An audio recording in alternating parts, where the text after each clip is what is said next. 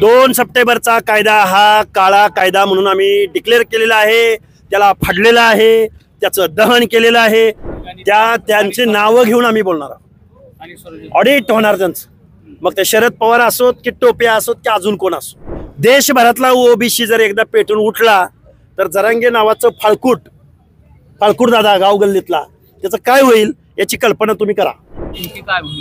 आता फक्त ओबीसीच्या जागावर उभं राहणार नाही तर ओबीसी सगळ्या ठिकाणावर ओबीसीचे उमेदवार उभे करणार आणि ओबीसीला मतदान करायला सांगेल, प्रसंगी ओबीसी SC ST ला मतदान करायला सांगेल।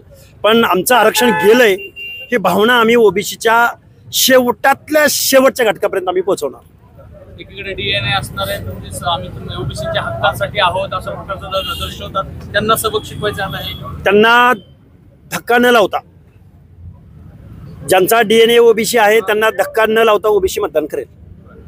2 सप्टेंबरचा जो कायदा आहे तो तुम्ही 2 सप्टेंबरचा कायदा हा काळा कायदा म्हणून आम्ही डिक्लेअर केलेला आहे, त्याला फाडलेला आहे, त्याचं दहन केलेलं आहे आणि ओबीसींना आम्ही त्या JRच्या त्या गव्हर्नमेंट रिझोल्युशनच्या विरोधामध्ये जागा करतो आहोत की त्या गव्हर्नमेंट रिझोल्युशनद्वारे या महाराष्ट्रामधल्या ओबीसींचे हक्क, अधिकार आणि आरक्षण पंचायत राजमधलं संपलेलं आहे।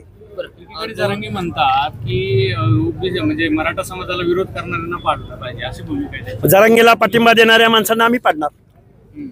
जरांगे 10% भाषा बोलतोय, आम्ही 50-60% भाषा बोलतोय, त्यामुळे कोण कुणाला पाडल, कारण इथं हेड काउंटला आणि इथं लोकसंख्येला मतदानाच्या पेटीमधनं बॅलेटला किंमत आहे।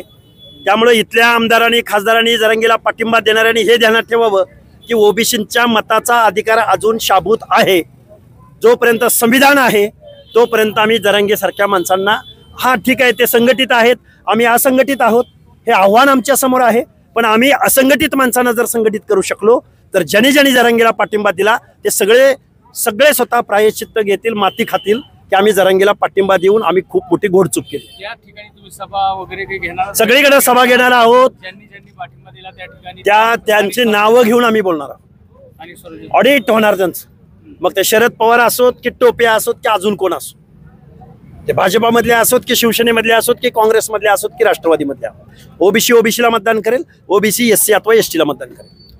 स्थानिक स्वराज्य संस्थेच्या निवडणुकीचं बिगुल वाजलेलं आहे आणि नवीन ओबीसीमुळे कुठेतरी जुन्या ओबीसीवर अन्याय, त्यांच्या स्पर्धेमध्ये मूळ सामाजिक न्यायाच्या प्रत्यक्षमध्ये असलेला ओबीसी टिकू शकत नाही।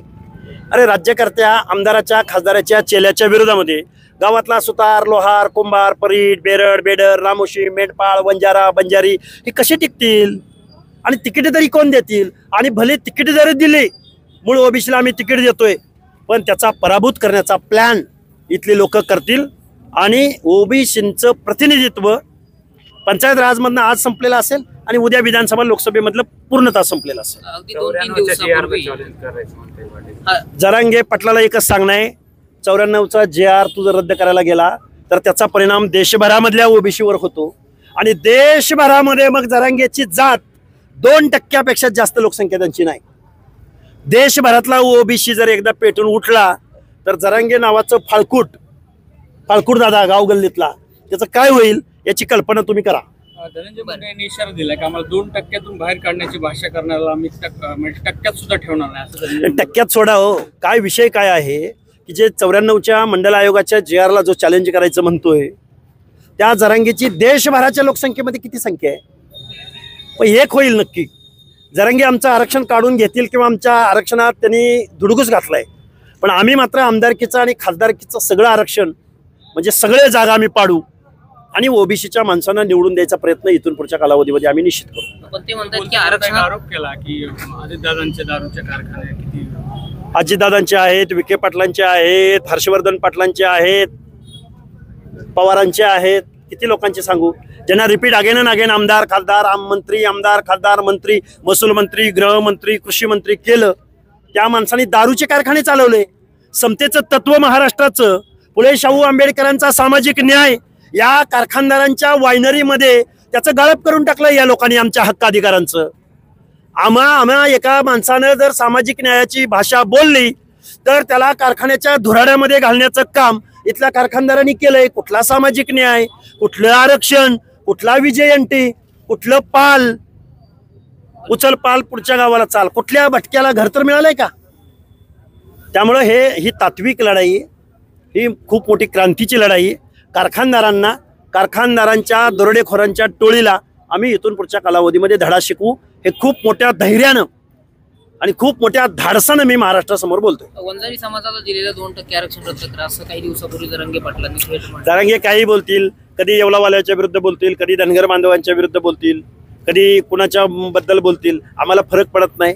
आम्ही मंडल आयोगाच्या समर्थनार्थ, आरक्षणाच्या समर्थनार्थ, आरक्षण वाचवण्यासाठी रस्त्यावरचा खूप मोठा लढा या महाराष्ट्रात उभा करू. 17 तारखेला बीडमध्ये ओबीसीचा मेळावा होतोय आणि त्याला आतापासूनच विरोध होताना पाहायला मिळतो. कोण विरोध करतोय? मराठा समाजाचे. देशात लोकशाही आहे का हुकुमशाही आहे? अजून कुठला माईचा लाल? या देशामध्ये लोकशाही ज्या दिवसापासून आम्ही स्वीकारली तेव्हापासून इथल्या व्यवस्थेला चॅलेंज करणारा एकही माईचा लाल अजून पैदा झालेला नाही. ते म्हणतात की बीडमध्ये पाय ठेवू देणार. पाय ठेव, त्याच्या बापाची जागीर आहे का बीड? म्हणजे बीडचा 7-12 यांच्या नावावर आहे का? आम्ही काय खाजगी प्रॉपर्टीत अतिक्रमण करतोय का? अरे आम्ही लोकशाहीमध्ये राहतोय. लोकशाही मार्गानं जर आम्ही मेळावा घेत असू, आम्ही संवाद साधत असू, अडवणारे हे कोण? आणि ह्याने आम्हाला बीडमध्ये अडवलं. बीडमध्ये आम्ही राहत नाही का? आणि मग आम्ही यांना दुसरीकडे अडवायचं का? मग काही बोलतात, बरळतात साले.